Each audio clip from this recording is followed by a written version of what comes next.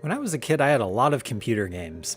I think maybe because they were cheaper than console games, but I still had a lot of fun with them, even though a lot of them were kind of terrible. Let's take a look, shall we? First up is Lenny's Music Tunes.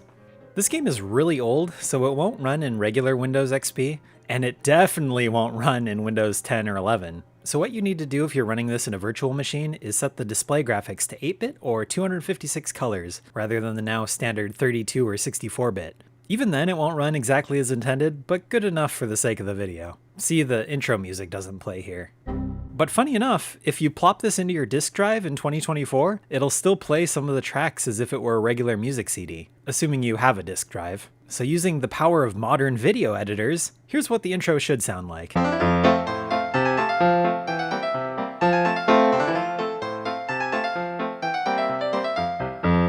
This here's the main menu, essentially. There are many things to see and do in Lenny's room.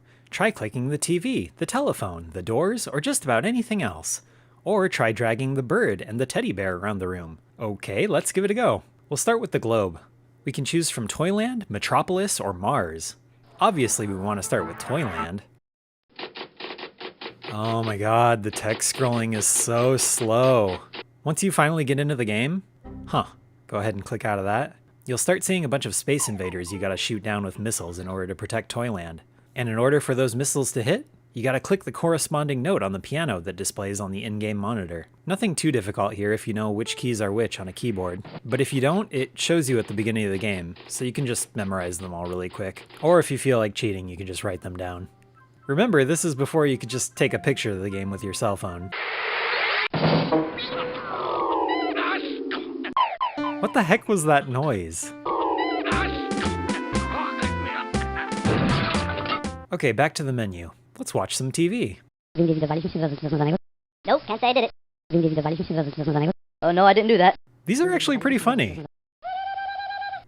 And racist, apparently. There's your regular point-and-click stuff to interact with. You can move the parrot, you can move the bear, you can make Lenny go pee, which he's just ecstatic about. And you can go outside to the balcony. This game was published by Paramount, by the way. Kinda weird, but whatever. I guess this is the credits scene for the game. Let's go back inside. Oh, I wonder what happens when we eat all of these snacks. This is gonna be so great. I can't wait. Oh, nothing. They're just gone now. Okay. If you click on the playing cards here at the bottom, you get to play a matching memory game. Pretty standard, nothing really music related about it, so not sure why it's here. Maybe to help justify the cost of the game by padding it out with a little bit more content. I would never do that with my content. Let's check out the miniature theater. This is one of the more fun minigames. We can choose a star, co-stars, the band, the rhythm, the setting, props. Let's go with the alligator, the turtle sailor, the dinos, not sure why they're called that since they're just a bunch of sentient drums. And let's go ahead and give the dog a bone. Oh yeah. What a bop. What an absolute banger. Next up we've got the storybook, which I guess is puzzles? By solving the puzzle correctly, you get to save the cat from the tree. But if you guess wrong, Bigfoot gets it.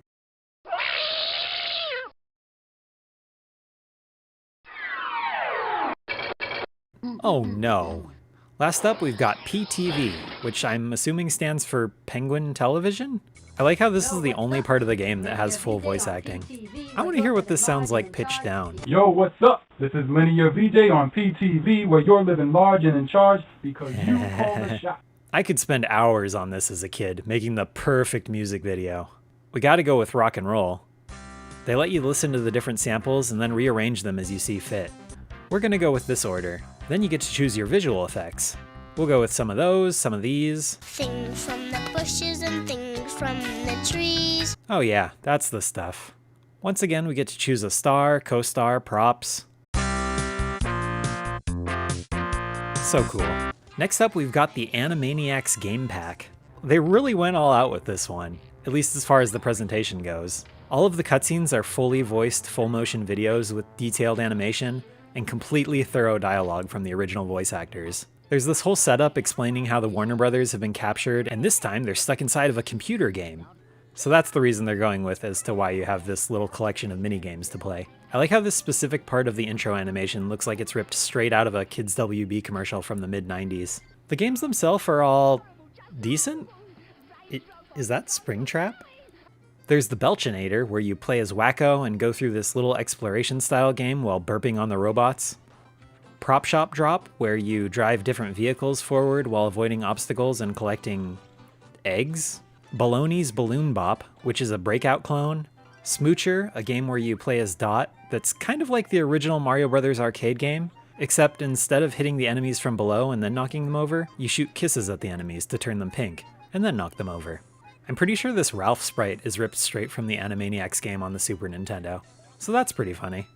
And then finally we've got Tee Off Mini Golf, which opens with a full musical number by Dot. I'm telling you, these FMVs are where the game really shines. I can swing with the swingers and I'm having a ball. Dot, I'm not sure you fully understand the implications of... Hey, what's a metaphor anyway? I don't know, but I never met a four I didn't like.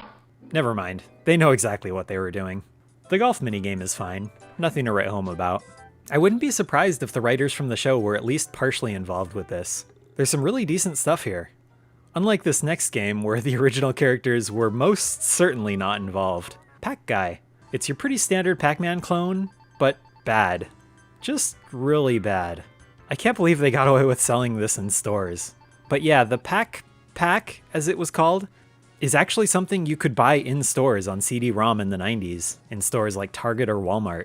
This really poorly made multimedia fusion game with clip art straight out of the 90s version of Microsoft Word. Anyway, there's not much to see here other than the poor visual style, so on to the next game. I wanted to show you guys Super Solver's Outnumbered, an educational entertainment game made by the Learning Company, but I just could not get it to run, even my Windows XP virtual machine. I think I would need Windows 95 or 98 to get this to run properly. There is an older version of this game that's fully playable in DOSBox, but it's not the same.